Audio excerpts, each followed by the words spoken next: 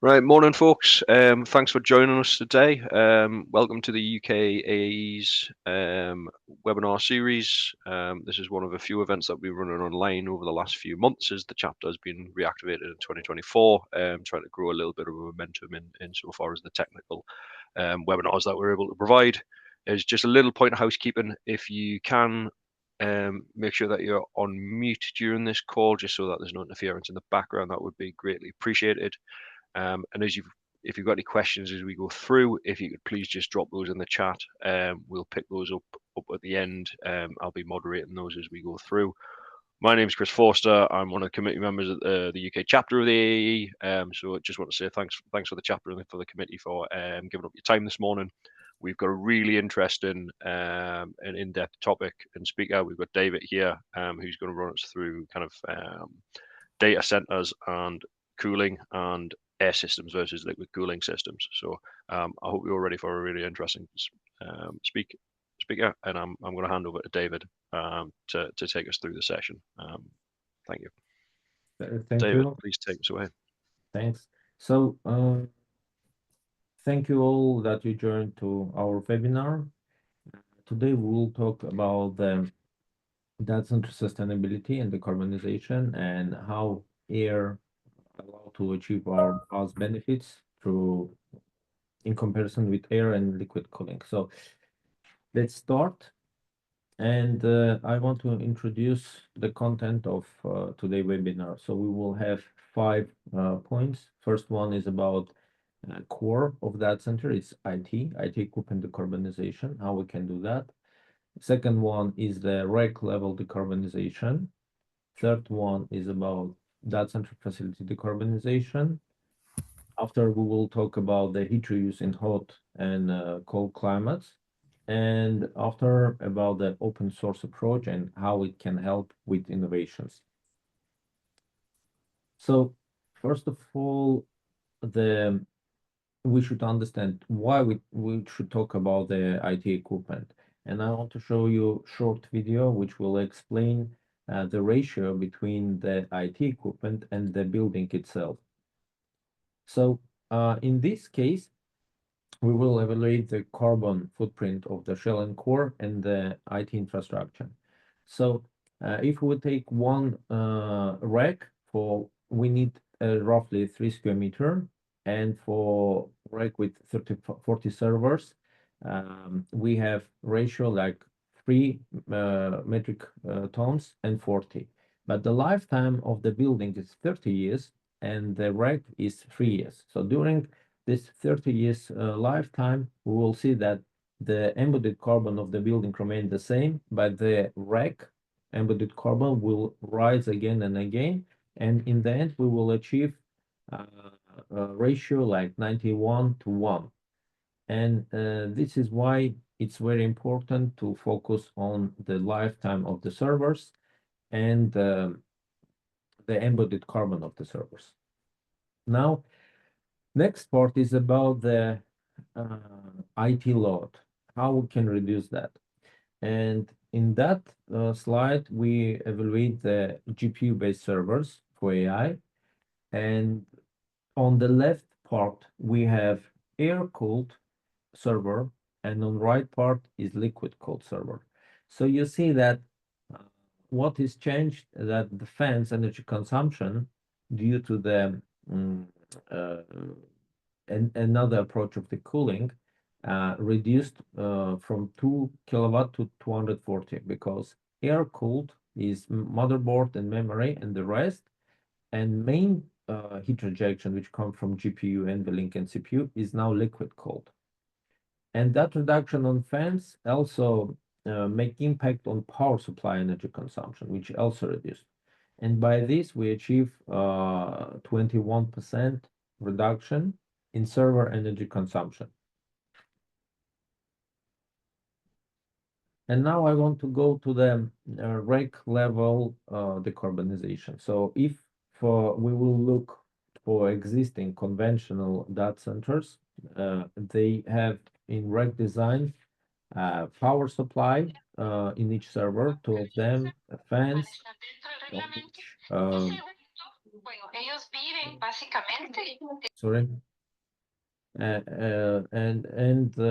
Switches, power distribution units, raised floors, and etc. So if we will use innovative approach with open compute project design, that which will allow us to reduce the quantity of the fans and shift from 6 fans to 2 fans per server. It allows us to take away unnecessary fans. It will allow us to take away the power supply units from each server because it will be on rack level. It will allow us to take away 2 switches, and we will have only 1 switch because it will be less complicated. We will take away power distribution units because the servers will be connected to the bus bar on the whole rack level. We will take away the hot aisle and the raised floor because there is no need in that, and all access only from the front. And in the end, we will take away these components, which are right on the screen. That allow to reduce the infrastructure on rack level by 50% expenses. And this is also decarbonization. This is how we can achieve the decarbonization on rack level. And now about the AI clusters. So if you will look for the one of the NVIDIA clusters, which 24 air-cooled racks, in total it's 400 kilowatt. That can be actually shifted to only 2 racks, but in that case, we will need liquid cooling to combine all that equipment with the same performance in 2 racks.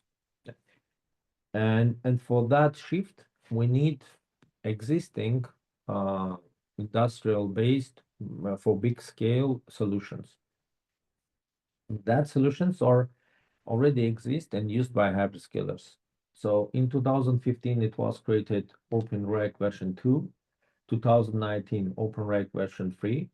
In 2023 and 2024, there was AI developments which bring us high performance racks and NVIDIA racks, which is based on open source approach.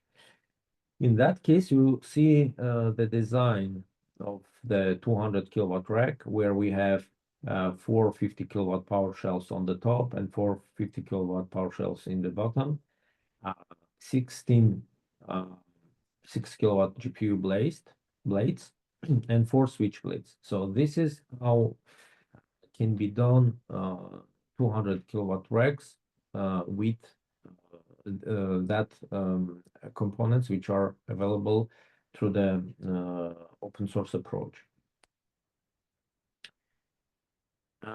Another thing which you should take into account, that when you choose the liquid cooling, on-chip liquid cooling, you should compare and understand the alternatives.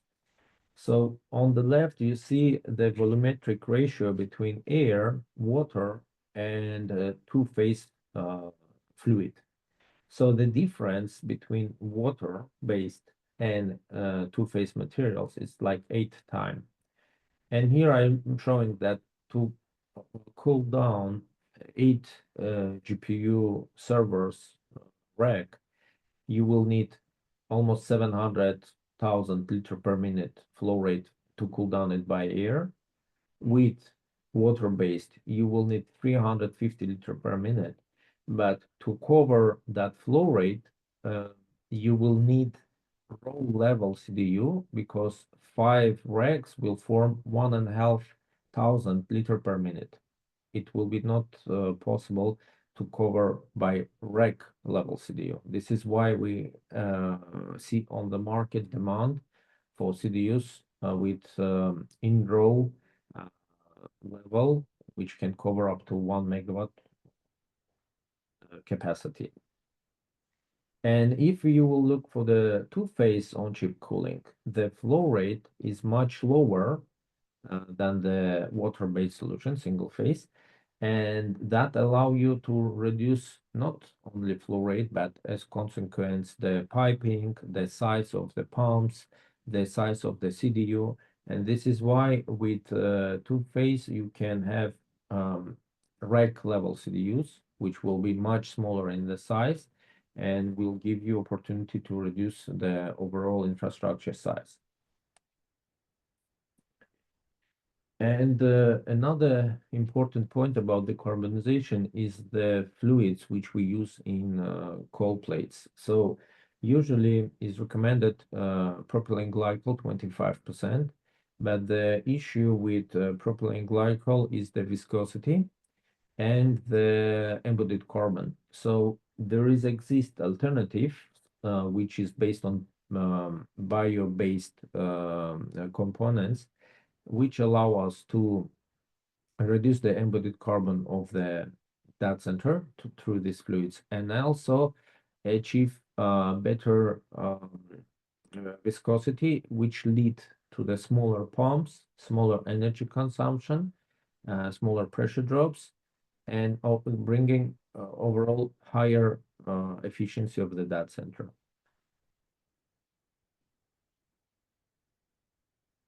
And also, I want to touch air-cooled data center, how you can reduce the infrastructure with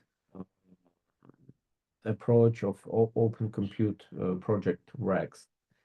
So on the screen, you see traditional data center design, where we have UPSs, gensets, chillers, cooling towers, etc.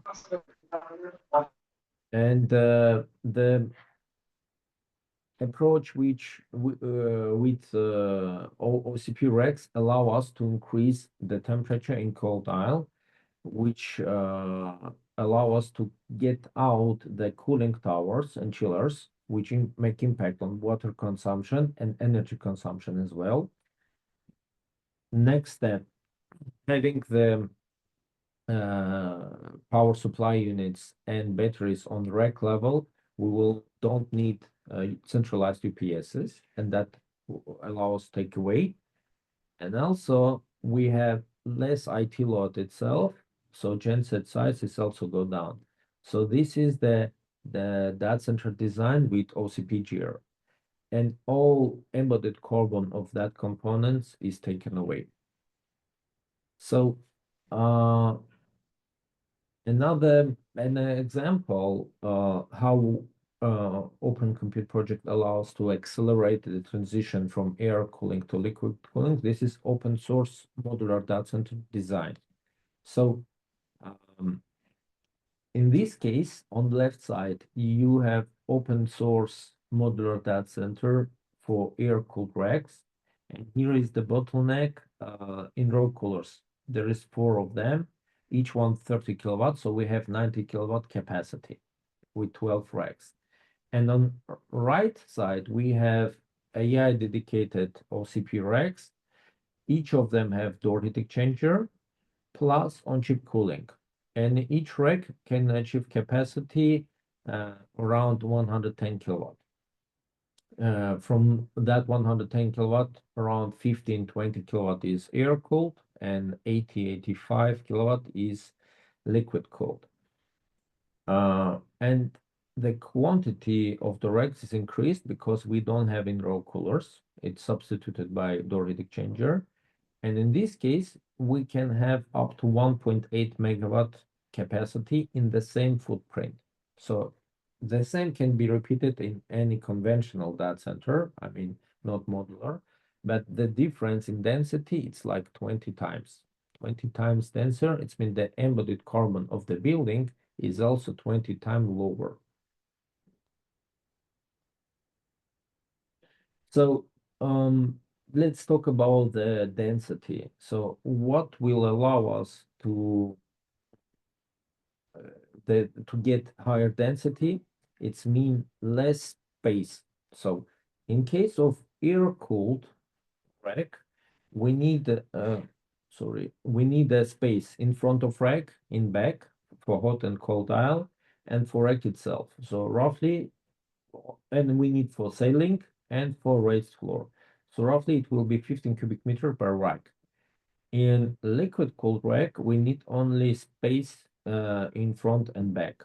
not we don't need raised floors, we don't need ceiling, and this is why the space is 3 times lower. And plus on top increased 7 times density allow us to get 21 times denser building, more efficient usage of the building and less carbon. Next part is about the facility water temperature and the fans.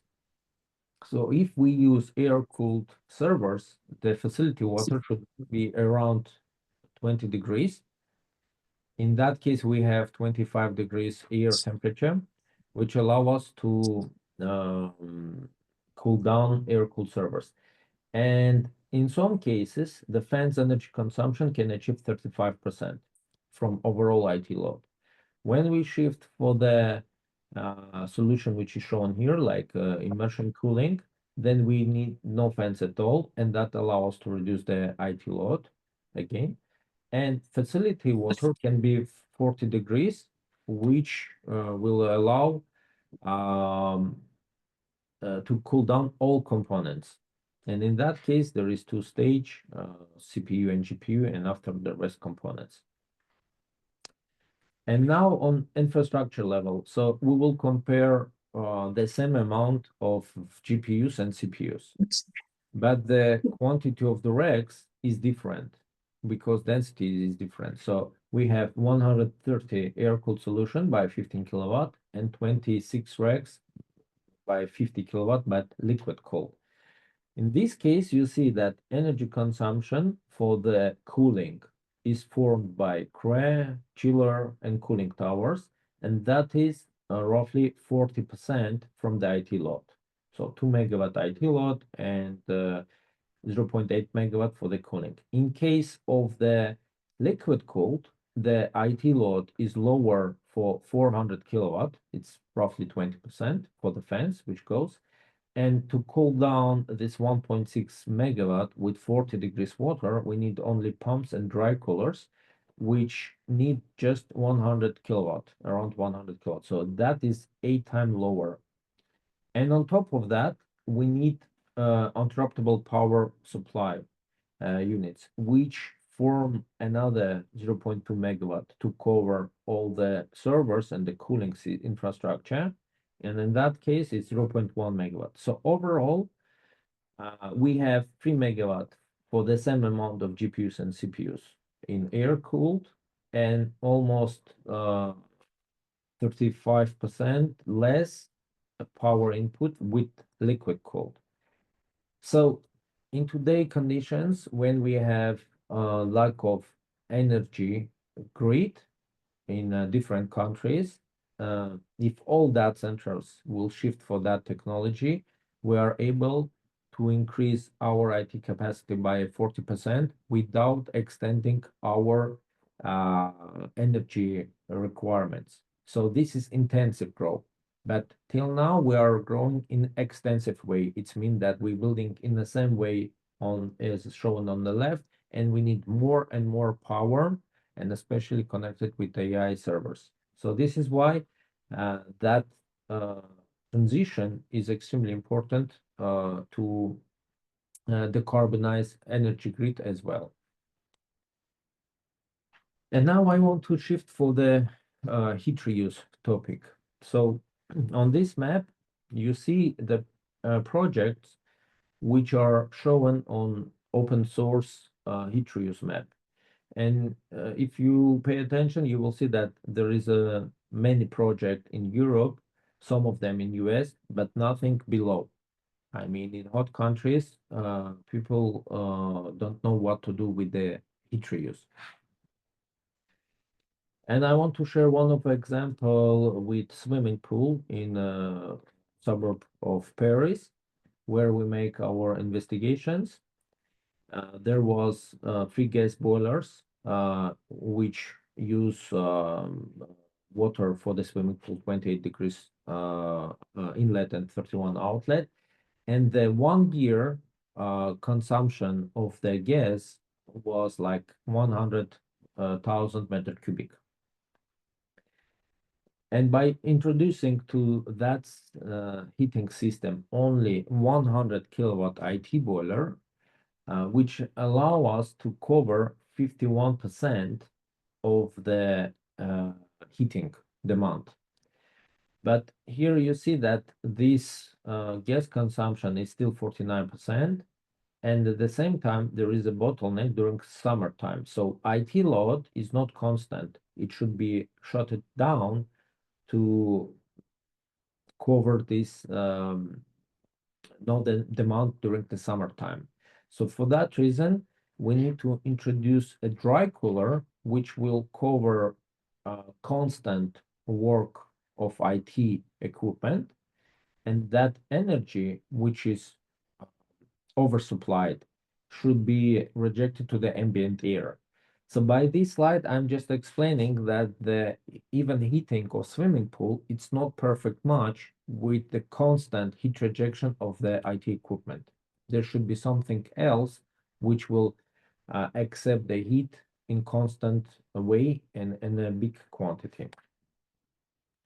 So this is why we have looked through the global heat applications and find out that in hot countries there is even more energy goes to the cooling, like 40% in this case, and all energy which comes from the grid rejected to the environment.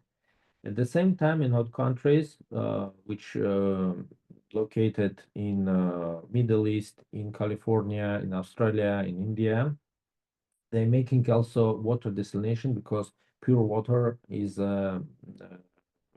necessary for big cities. And the cost of 1 cubic meter is $1.4. So what approach we suggest is industrial synergy. When data centers get free cooling from this 5,000 meter cubic per day, which allow to cool 10 megawatt, and no need for the cooling infrastructure, and that reduced by 40% demand from the energy grid, and use multiple effect desalination process, which accept free heating from the data center, and that allow us to reduce the cost of the fresh water for the people by half. And if we will look in complete way, what will be the investments and benefits for the industries? So in this case, in first case, traditional approach, we need 14 megawatt from the grid, 4 megawatt goes to the cooling, the price of the water $1.4. And data center facility investments is 100 million for 10 megawatt, and desalination plant based on reverse osmosis is $40 million. If we shift for the thermal approach, it will cost you more, but on that center side, we will save on energy infrastructure and on cooling infrastructure. This is why the investments in that center will be low, and altogether it will be lower than this one. But we will get benefits as less energy consumption for the cooling for the data center and lower price of the pure water for the city line. Another topic is about financial pillar for data center. So data center goes where we have low cost land and low cost energy, and there we build data center and bring fiber network. And after we start to think about the heat reuse, and that become a challenge because for high capacity and the data center which is far away from the city, there is no possibility to create short distance pipelines with small investments, with no losses on this heat transfer, and with no using heat pumps to achieve high temperature. So from that perspective, we start to think how to bring hyperscalers in the heart of the city and bring the water as it is in order to heat the buildings. So this is why we created, in collaboration with AQS from Switzerland, underground data center. An underground data center allow us to bring the data center under existing buildings, existing infrastructure, and bring that all energy as a heat to the uh, buildings, which is located in the heart of the city. So that approach allowed to different cities be carbon neutral, to shift from the fossil fuel based boiler houses to the data centers which can accept renewable energy and convert that to the thermal energy. This is how it looks inside. So inside you have different kind of racks. You can have air-cooled racks only. You can have hybrid racks, which is half air-cooled and liquid-cooled, or totally liquid-cooled racks. And that all energy will be converted to the heat and supplied to the city. And this is the design of the racks, design of the modular cooling subsystems, and all the centralized pipelines. And in order to have that flexibility to shift from air to liquid cooling, you should have also flexible infrastructure. So this was the aim in creating that modular heat exchanger subsystems, which will have the same flow rate with the different density of the rack. So in that case, we can have 75 racks by 14 kilowatt, which will form 1 megawatt, or we can have 75 racks by 50 kilowatt, which will form 4 megawatt. But the flow rate remain the same. It's when heat exchangers, the pumps remain the same. What is changed is the temperature, inlet, outlet, and the same on whole data center level. The whole data center level heat exchangers and pumps remain the same because flow rate is the same. What is changing is the capacity. It can be from 45 megawatt to 160 megawatt, but the outlet temperature can change from 40 to 61. And that flexibility allows us to not change infrastructure except existing customer with air-cooled racks, and after step by step make transition to the liquid-cooled racks. So why open source is important? Because the innovations are not well accepted by vendors, and many of vendors are still locked by air cooling. And in order to accept that faster, Impleon helped with understanding and creating the liquid cooled server design, rack design, all the facility design, and ecosystem design with heat reuse. It means that there is not only heating of the buildings, but also there is a different food industry, beverage, dairy, pharmaceuticals, and all other industries which can be interconnected with the data center heat rejection.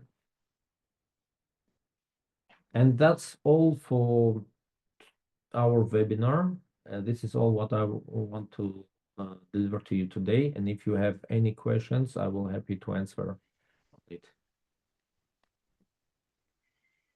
Great, thank you very much, David. I think we've got a question from Stella in the chat, and I would welcome anyone to come on microphone and ask any questions after this one. So, with regards to volumetric heat transfer efficiency being so much higher, what the technical and economical considerations? Yes. So with volumetric heat transfer efficiency so much higher in liquid cooling, what are the key barriers, technical, economical, to broader adoption of two-phase immersion cooling in data center? Yes, so the main limits is availability on the market. So if we will look for the on-chip cooling with two-phase, there is only like 3-5 producers which allow to get that, and it is not so broad accepted by the server producers, and this is the main limits for that. I will come back to that slide, explain. So why? Because the two-phase need another fluid. It's not water. It's not so spread among the producers of the cold plates. Also, the overall people, I mean, customer readiness for two-phase, it's not so clear. So this is why only few of big players understand that value, and they start to implement data centers based on two-phase on-chip cooling. But the main reason is not awareness and not absence of availability of such solutions for each region, for each server producer, etc. It's like a individual approach. You should find server producer which accept that on-chip cooling and integrate that in your data center. It's possible, but it's not so easy. But thank you for the interesting questions, though. Yeah. Mark, Oh. before. Yes, in Salsa presentation, David, thanks a lot. Are you typically targeting new building data centers for your solution or retrofit of existing data center facilities? In a retrofit environment, I'd imagine extensive framework of HVAC, central plant and pipe work routes, and etc. are necessary. Yes, so let me explain from that point of view. So if we will come back to this slide, this one, and I want to explain that in conventional data center we have 100% air cooled. When we shifting for the on-chip cooling, we can have like 50-90% liquid cooled, but still we need some part air cooled. It means that existing infrastructure, air-cooled infrastructure, still will work on that small but existing air-cooled part. And if you have, let's imagine 1 megawatt data center, 1 megawatt, it is air-cooled. So if you will bring inside liquid cooled racks, then your density can grow up 5 times. So it means that your racks before was 10 kilowatt, but now it will be 50 kilowatt, and 10 kilowatt will be air cooled with your existing infrastructure. And on top of that, you will add 40 kilowatt per rack liquid cooling. And it means you will grow your facility by another megawatt, but it will be new for liquid cooling. So you will have your old 1 megawatt air-cooled infrastructure as it is, and add on top of that another 4 megawatt for liquid cooling. In the same room, you will increase density 5 times, and you will get from 1 megawatt will grow to 5 megawatt. So this is an approach which can be used by retrofitting your existing server rooms and data centers. And of course, there will be growth in energy infrastructure, because energy infrastructure still will be needed, and you will need add another 4 megawatt energy infrastructure. But this is a nice way to retrofit your data center. Brian O'Regan, hi David, have you worked on any projects in the UK? Yes, we were involved in a consultancy with some projects in UK with the heat reuse.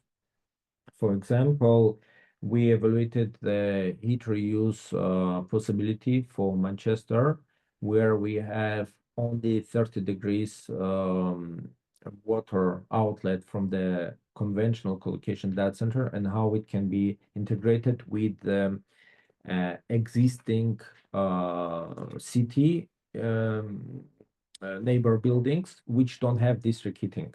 So in that case, the possible answer is to implement low-grade district heating. It means that we deliver just 30 degrees water, and the buildings which will be connected to that grid can use 30 degrees water to use the underfloor heating and get 20 degrees air without anything as it is, or they can use heat pump, but which will be 3 times more efficient than the heat pump based on ambient air, because 30 degrees to elevate that to 50 degrees. It's much easier than from 0 to 50.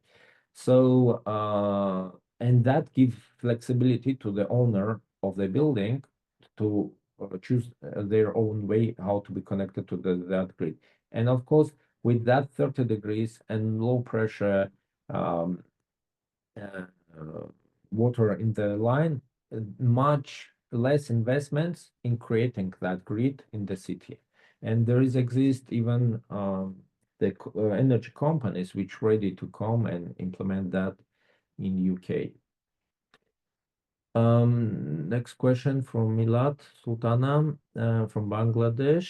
I make physical data center infrastructure solution for tier 2, 3, and 4 also. Can I get the presentation after session? Yes, of course, all recording and the PDF will be available. By the way, there is an answer already. The presentation will be available. Mark, the association engineering community obviously have a significant interest in the field of mechanical. Do you have any examples of M&V validated savings in switchover from air-cooled to water-cooled in an existing data center? I also didn't note any reference to PUE in your presentation, better PUE ratings achievement. Yes. So let me say about that. So on this slide, you see the reduction in IT load, and PUE is a ratio between the IT load and overall data center consumption. So if your IT load is reduced, PUE will not able to show that because it's always measure the IT as it is, but the reduction in IT, it's not represent. So this is why we need to look overall energy consumption. However, if you will go to the slide where I show the ratio between the IT load and the overall energy input, for example, in this case, the peak PUE should be calculated for the average for the 1 year in some climate. But in this case, I will show only peak PUE. So in this case, peak PUE will be 3 megawatt divided by 2. So the peak PUE will be 1.5. In liquid cooling, it will be 1.8 divided by 1.6. It will be 1.1. So the reduction will be from 1.5 to 1.1. But as I said, PUE, it's not represent that we are able to reduce the IT load. And this is why I'm not so focusing on PUE usage. I want to show the absolute numbers. Okay.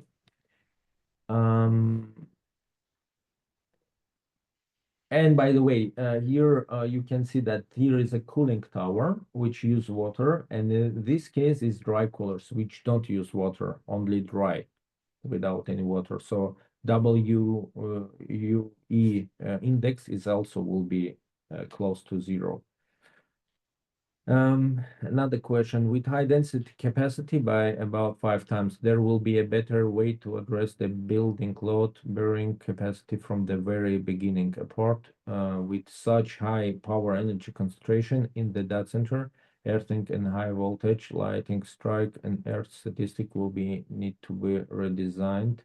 Yes, this is the energy side. Of course, when we talk about high density racks, there is issue how to bring how 100 kilowatt per rack, 150 kilowatt per rack, how to distribute that, how to build these bus bars internally. And this is absolutely another story. But yes, the things which you are mentioned, there exist, and you should take that into consideration when you design or retrofit your existing data center. This is an important observation.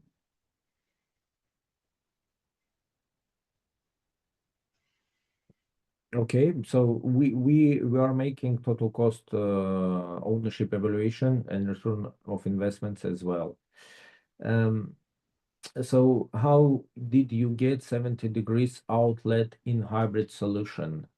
Asking Radu Sioterka. Yes, thanks for your question, and I want to explain that to you, how we get 70 degrees water. So when we use door heat exchanger and cold plates in cloud-based racks with two-phase solution, and the temperature of the CPU 80 degrees, we are able to get 70 degrees water with two-phase.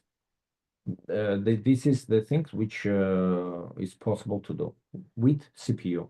Again, T case should be around 80 degrees, 80, 85.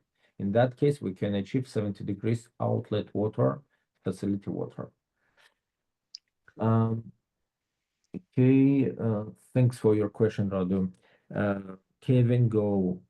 So PV is not a perfect thermodynamic efficiency metric. Yes, it's a metric for facility, but not overall for data center performance, where we have also IT. And when we go inside of IT and using liquid cooling, that improval are not covered by PUE. But PUE, it's like a side indirect metrics.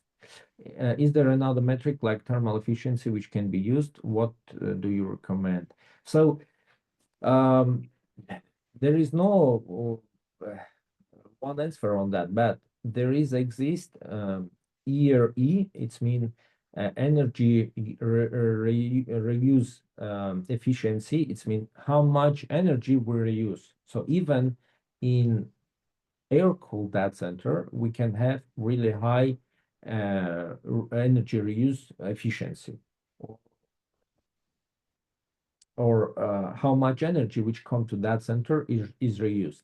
With liquid cooling, it can be done in much efficient way, but overall, if we look for the sustainability, it's important to reuse the heat. So even air-cooled data center with 30 degrees water, and if that energy is reused in the city all around here, will be much better from sustainability point of view than the liquid cooled data center and all energy rejected to the ambient air. But there exist new European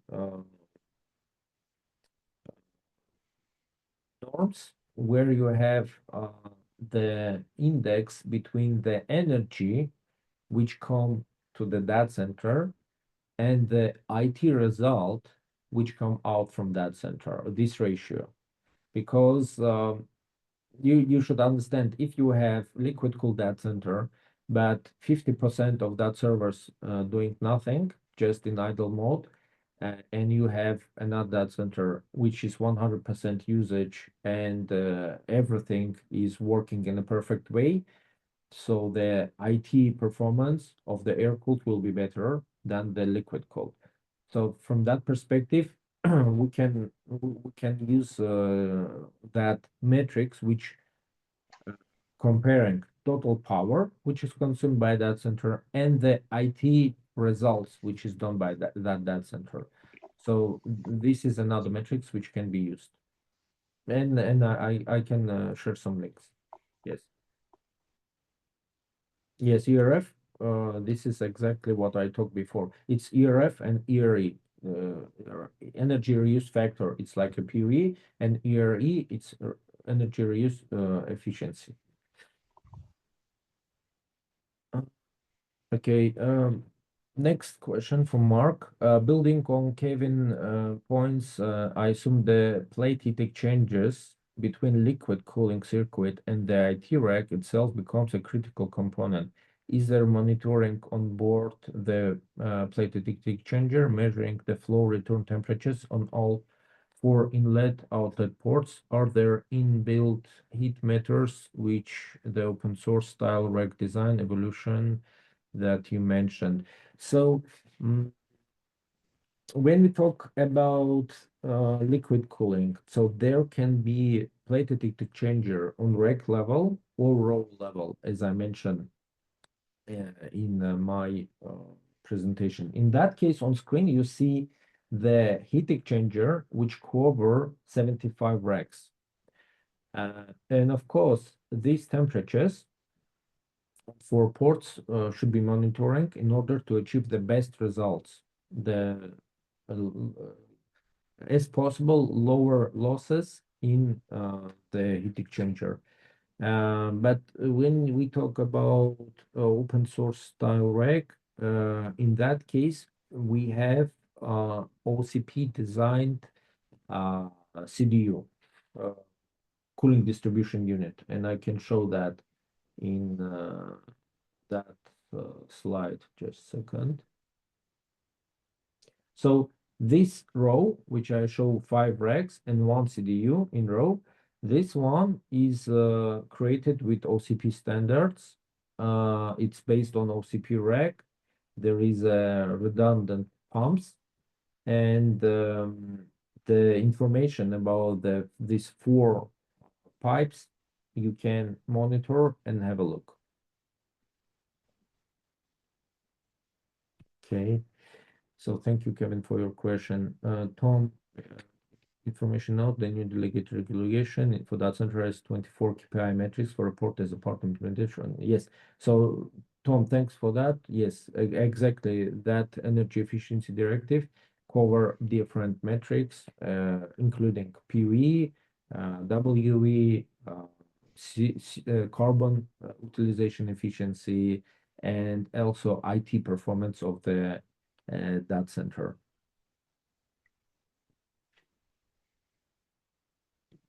Fantastic. Yeah, in traditional air-cooled data center, air quality and humidity are key consideration. In liquid cooling solution, we can disregard this from our facility design. Yes, so let's talk about the air quality and humidity. So if we will go back in 70s, when IBM created liquid-cooled computers, they created the standard for computer room. And from beginning, we have raised floor, not for the air delivery, but we have raised floor for pumps inside not for pipes and pumps inside of the computer room. And after, when we shifted from the liquid cooling to air-cooled servers, because then the capacity in watts goes down, we shifted for air-cooled. But we have that documentation and standards for computer rooms, and people start to use this raised floor for air delivery, which is smart, but it was consequence, but not the initial design. So now about the humidity. Humidity was rated in that computer room standards because in computer room we had before magnet tapes as a storage, and we have printers with paper. So this is why we have these humidity demands, and people don't realize that where it come from. So when we shift to the servers and we take away from their magnetic tapes, we take away from the printers, we take from the computer, the people, and this is why we don't need any more these humidity requirements. Even if you will have a look for existing air-cooled servers demand, the humidity can be from plus 5% to from 5 to 95%, which is not needed any regulation. So, however, if we shift for liquid cooling, now we are focusing on the water temperature more, and the air-cooled parts in server, the rest air-cooled parts, they are not so sensitive for the air temperature. It's mean that in liquid-cooled servers, with liquid-cooled servers, on-chip cooled, we can rise the temperature to 35, 40 degrees with stable work. And that allows us to reduce the chiller working hours and increase the free cooling hours. Thank you, Kevin, for your question. I believe I answer on that. Navid Shaikh, your question: can we install air handling units rather than crack units? Air handling units can be served by either air-cooled chillers or water-cooled chillers or even cooling towers. Yeah, so the difference between air handling units and crack units is that air handling units working only on cold water, I mean, let's say on water and without any compressors. And crack unit is computer room air cooling units, which have integrated compressors. And they work with the Freon. So yes, air handling units, they can be connected to the chillers. They can be connected to the cooling towers or dry coolers. I agree with that. But in combination with liquid cooling, they can play the same role. Yes, I agree.